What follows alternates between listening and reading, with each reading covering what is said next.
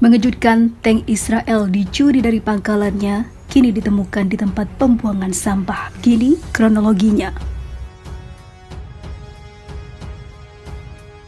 Of terrorists that have taken hostages, and there is no time apart from going inside the building as quick as possible and solve that terrorist-related.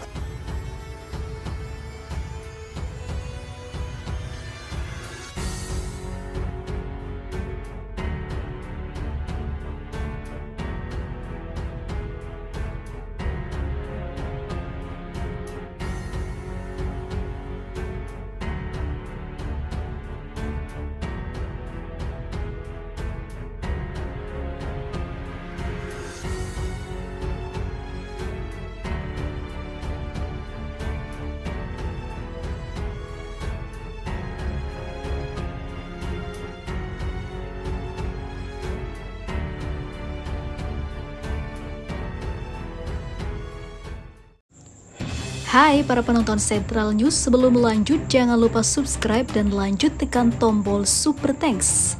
Tombol Super Thanks ada di atas tombol subscribe. Jika Anda ingin mensupport channel kami menyajikan berita yang paling Anda tunggu-tunggu. Terima kasih.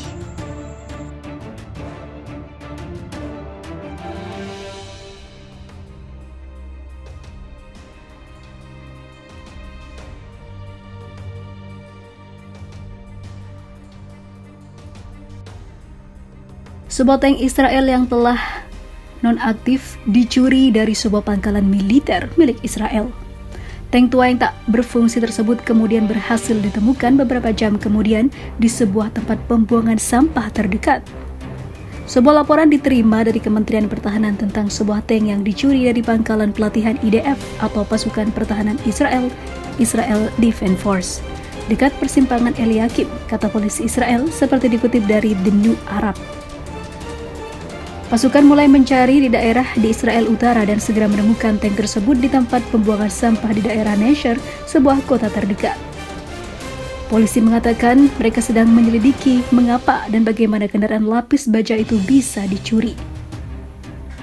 Tentara Israel mengatakan tank itu adalah tank Merkava 2 yang dinonaktifkan beberapa tahun lalu namun masih bisa diperbaharui. Persenjataan tank ini telah dilucuti dan sistemnya tidak berfungsi, kata militer dalam sebuah pernyataan. Seraya mencatat bahwa tank tersebut tidak bergerak dan digunakan untuk pelatihan di zona tembak yang dapat diakses oleh pejalan kaki. Ini bukan pertama kalinya sebuah tank tua dicuri di Israel dan beberapa bulan terakhir dan mereka diletakkan di tempat sampah. Pada bulan Februari lalu, sebuah tank dicuri dari situs peringatan untuk digunakan sebagai bagian dari proses ataupun juga protes terhadap pemerintah Israel yang kini mendapatkan tekanan dan juga penolakan dari ratusan ribu warga Israel itu sendiri. Intifada Jilid 3 bikin Israel dalam bahaya ganda. Jurnalis dan analis senior media Israel Gideon Levy mengakui bahwa serbuan ke Jenin mendatangkan hasil yang berlawanan dengan yang diinginkan Israel. Menurutnya, operasi militer itu justru memperkuat Palestina, alih-alih membasminya. Selain itu, imbuhnya serbuan ke kamp tersebut tidak mungkin bisa dilakukan tanpa pembantaian massal. Laman Re'al-Yom menyatakan bahwa pemandangan ini secara praktis menunjukkan pengakuan Israel akan kegagalan, kebingungan, dan kepanikannya. Juga mengungkap dalamnya krisis yang dihadapi kabinet ekstremis bentukan Benyamin Netanyahu. Sebab kabinet ini tidak menemukan cara untuk membalas dendam kepada orang-orang Palestina, juga tidak bisa memenuhi tuntutan mayoritas masyarakat Israel yang menghendaki kembalinya rasa aman. Sesuatu yang sebelum ini dijanjikan oleh partai dalam kabinet ini saat kampanye dahulu. Tulis Re'al-Yom. Levy dalam tulisannya menyatakan bahwa tentara Israel sudah berbulan-bulan membunuh warga Palestina, menegaskan tindakan ini pasti harus dibayar mahal. Apa yang kalian orang Israel pikirkan? Apakah pembunuhan 146 orang Palestina di tahun lalu akan dibiarkan begitu saja? Apakah dengan membunuh sekitar 30 orang Palestina sejak bulan Januari akan disikapi dengan tenang begitu saja?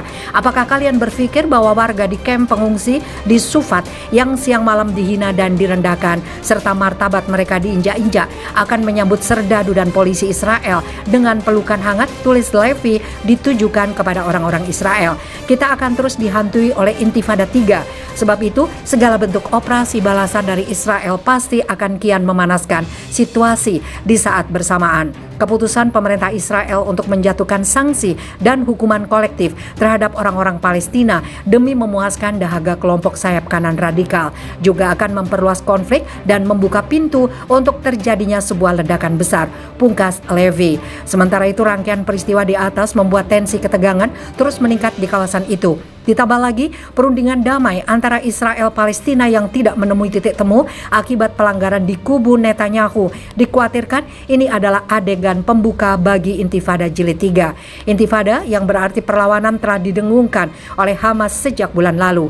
Diberitakan Jerusalem Post, Hussam Badran, juru bicara Hamas di jalur Gaza, mengatakan konfrontasi langsung antara warga Palestina dengan Israel semakin dekat. Pemicunya tidak lain adalah pembangunan pemukiman Yahudi yang membabi buta oleh Israel. Di berangusnya perekonomian dan kebebasan warga Palestina, pejabat Hamas yang lain, Musir Al-Masri, mengatakan warga Palestina kini tengah bersiap untuk intifada baru. Dia memperingatkan Israel untuk tidak melakukan tindakan bodoh terhadap warga tepi barat. Dia juga menuduh otoritas Palestina pimpinan Abbas Lembek tidak mampu berbuat apa-apa untuk melindungi warganya. Tindakan Israel saat ini telah meningkatkan temperatur di kalangan masyarakat Palestina.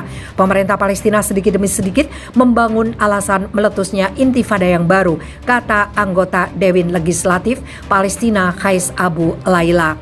Palestina pada 8 Desember 1987 menewaskan 4 orang penumpang. Rumor lantas berkembang tank itu sengaja melindas mobil warga. Aksi perlawanan besar pecah, massa yang marah melempari tentara Israel dengan batu dan molotov.